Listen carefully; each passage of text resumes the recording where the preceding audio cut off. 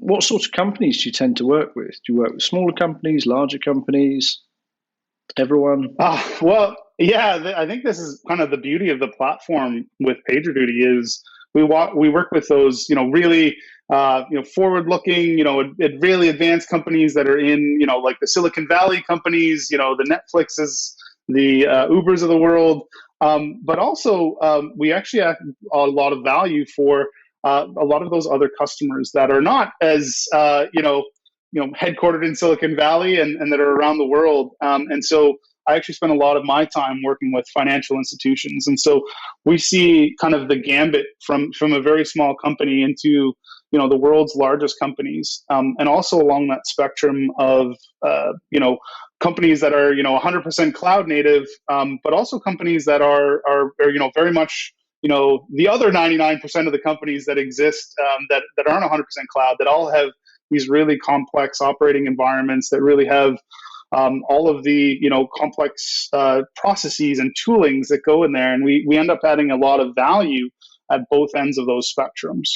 Yeah, I mean, I can absolutely see it's really interesting, isn't it? We've talked about this a bit offline about there seems to be, particularly when you start getting to the niche of major incident management, two very distinct categories of company, and they seem to approach it very differently. And you've got those more heritage companies that have been around a very long time. Typically, they're pretty substantial in size. So talking about the financial sector, we talk about retail banks, and often because of legacy systems and the amount of change, there's going to be really high volumes of major incidents.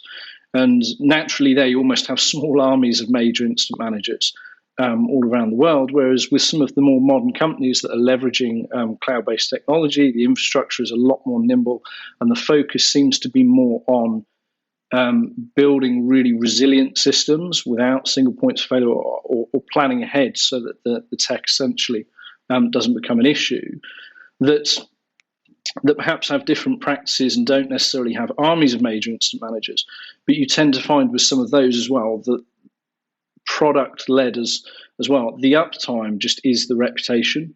And I think in the heritage companies, the older ones, not all major incidents are customer-facing, whereas in these newer companies, most of those are going to be pretty substantial and very much direct revenue impacting incidents. So I think it's a really interesting split of these two types of companies.